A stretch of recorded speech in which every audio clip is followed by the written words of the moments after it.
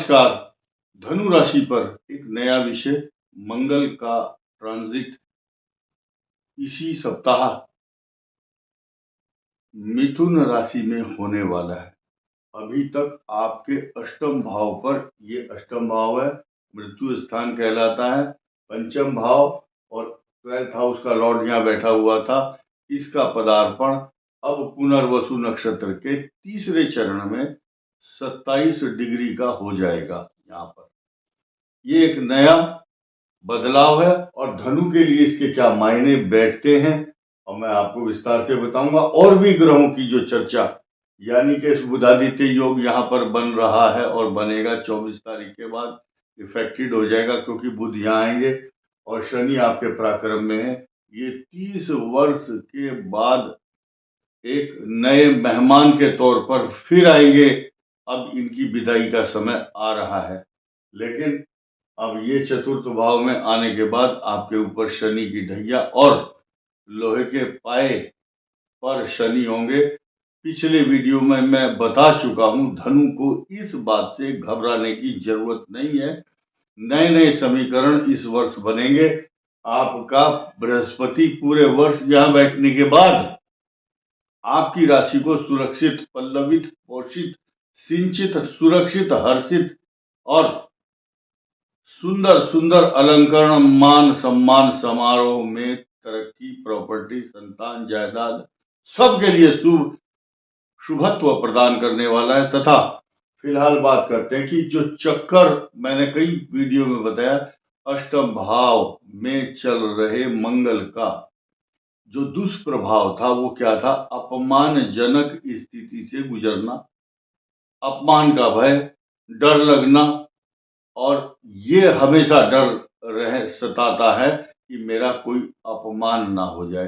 तथा कभी कभी ये लगता है जो अधिकारी लोग हैं कि मेरे सबॉर्डिनेट मेरा कहना नहीं मानते। मैं कई बार बोल चुका हूं, ये अधिकारी के नीचे वाला जो कर्मचारी है वो मेरे आदेश का पालन नहीं कर रहा, मेरा अपमान हो रहा है। लेकिन अपमान नहीं हुआ है आपका। क्यों? आपको लगता था क्योंकि आपके लगन का स्वामी छठे भाव में है। स्वास्थ्य की दृष्टि से तन और मन दो तरफ से आप बहुत परेशान थे और आपकी रेस्पेक्ट कहीं से भी कम नहीं हुई, क्योंकि यहाँ केतु बैठा हुआ है, बृहस्पति की यहाँ पर दृष्टि है। जॉब बदलने की तक की बात पिछले 18 महीने, अगर मैं तारीख बताऊं तो 31 अक्टूबर 2023 से आपके मन में बहुत इनसिक्योरिटी, असुरक्षा, स्थान परिवर्तन, तनाव, चिंता, माता पिता के लिए परेशानी तथा जॉब व्यवसाय में अनियमितताएं, डिस्टरबेंस, ये दर्शा रहा था।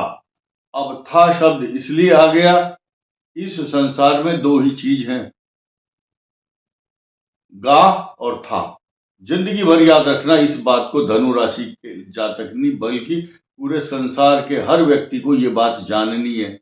जीवन में गा कब है, यानी कि मैं जब तक शरीर में हष्ट पुष्ट मजबूत है आप, तो मैं ये करूंगा, मैं ये, आपके अंदर शक्ति है, कैलिबर है, पोटेंशियल है, सक्षम है, आप समर्थ हैं, तो मैं ये करूंगा, कल मुझे ये करूं, मैं वहां जाऊंगा।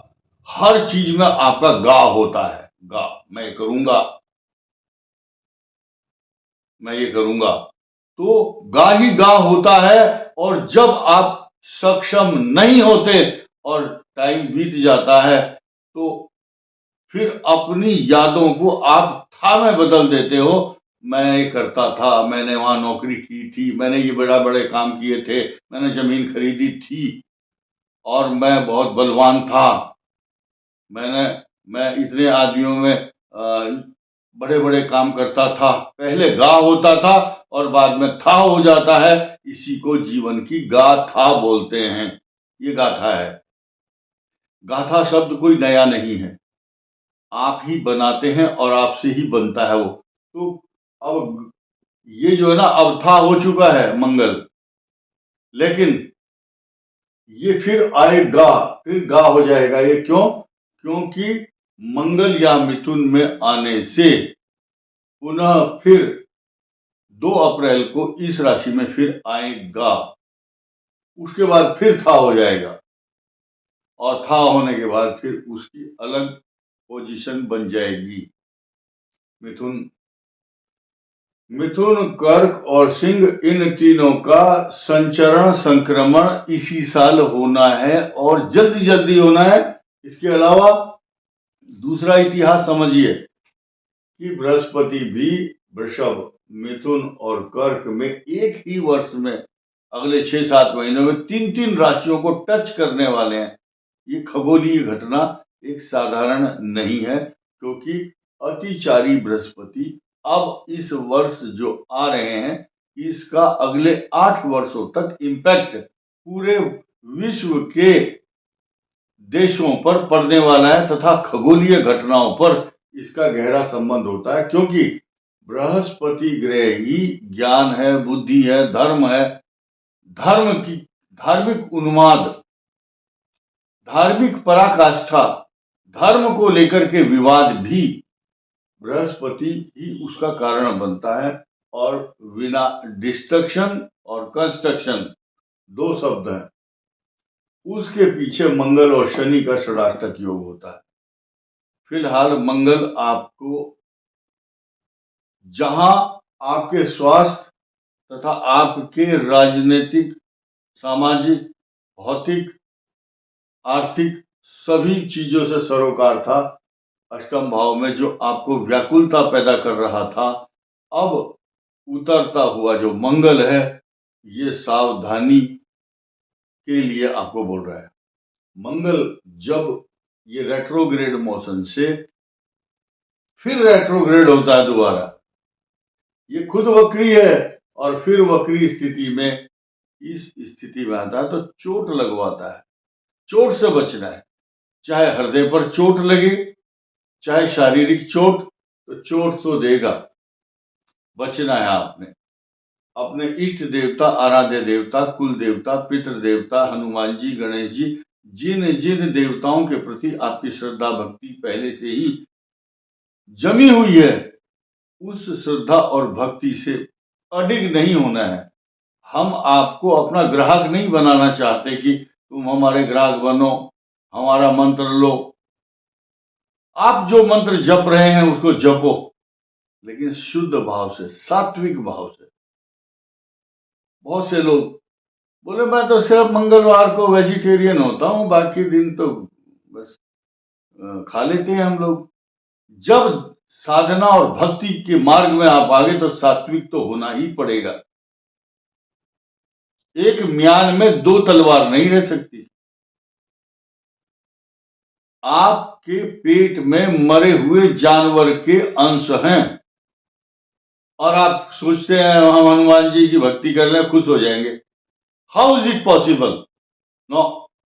खैर, अब बढ़ते हैं आपको असुरक्षा, इनसिक्योर्ड करने के लिए ये 2 ग्रह असुरक्षित कर रहे हैं। लेकिन अब यहां क्या है, उच्च का शुक्र आपको सुख सुविधाओं से लैस करने के लिए आ रहा है।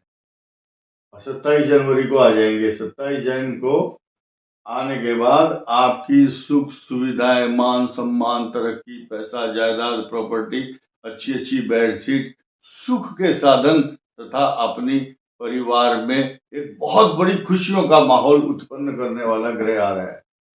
लेकिन निगेटिव चीज सुनना भी बहुत जरूरी है। बहुत लोगों को बुरा लगता है कि बात तो बता रहे हैं पंडित जी, गुरु जी, ज्योतिषाचार्य जी, लेकिन ये लेक्चर ज्यादा देते हैं, तो कड़वी बात अच्छी बाद में फायदा देती है, ध्यान रखना। अब ये जो मंगल ग्रह यहां आया है, मंगल ग्रह आपको मैरिज लाइफ को, लाइफ पार्टनर को कष्ट देता है या आपके दाम्पत्य जीवन को, बैलेंस को खराब कर रहा है। ये शत्रु भाव है। बिना बात की आप बाद में रिसर्च करेंगे कि झगड़े का कारण क्या था, पता नहीं चलेगा, कितनी ही जांच कर लेना। अकारण व्यर्थ और बिना बात की अशांति, और इस मंगल की दृष्टि यहां पर है तो नेत्रों में पीड़ा, ENT, ear, nose and throat, नाक, कान, गला आदि से संबंधित तथा अब हम क्यों ना यहाँ पर आ जाएं सीधे। द्वितीय भाव ये भी नेत्र है, ये भी नेत्र है, इसका स्वामी नीच में और ये शत्रु राशि में, यहां से भी दृष्टि है और यहां से भी मंगल की, इस जहां 10 लिखा हुआ है, दांतों के रोग, आंखों के रोग, पेट की समस्या, ये पेट का रोग भी देता है केतु यहाँ। लेकिन यहां बृहस्पति की दृष्टि है, 50% रिलैक्स, यहां भी रिलैक्स देगा, लेकिन यहां पाप कर्तरी योग नहीं है। प्लस पॉइंट ये है, सिर्फ मंगल का यहां पर पदार्पण या ट्रांजिट होना ही धनु के लिए ये पॉजिटिविटी नहीं है। वैसे ही लोहे के पाए पर शनि आने वाला है, तो बचाव, prevention is better than cure, बचाव रखें और अपने को असुरक्षित नहीं समझना है, क्योंकि ठीक 3-4 महीने बाद तो राज, ताज और आपका साम्राज्य आने वाला है। जिन जिन की कुंडलियों में पॉजिटिव महादशा चल रही है, ये चतुर्थ शनि जब गोचर में 31 मार्च को आएंगे, 29 मार्च को ट्रांजिट होगा शनि का, वो आपके लिए सकारात्मक संपत्ति, चल अचल संपदा, मान सम्मान, तरक्की, पैसा, गाड़ी, जायदाद, सोना चांदी, वस्त्र, आभूषण सब देने के लिए आ रहे हैं।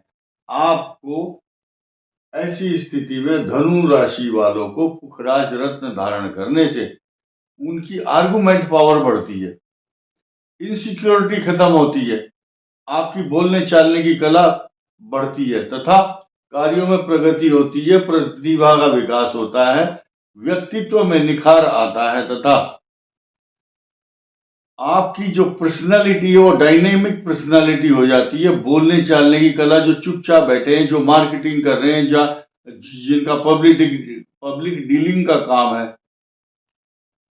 वो बिल्कुल आगे उनका मार्ग प्रशस्त होता चला जाता है। तो धनु राशि को इस मंत्र का जाप, ओम विष्णवे नमः या ओम नमो भगवते वासुदेवाय, कुछ लोग मंत्र गलत बोलते हैं, 12 अक्षरों का मंत्र है, द्वादशाक्षरी मंत्र नाम है इसका, द्वादशाक्षरी मंत्र।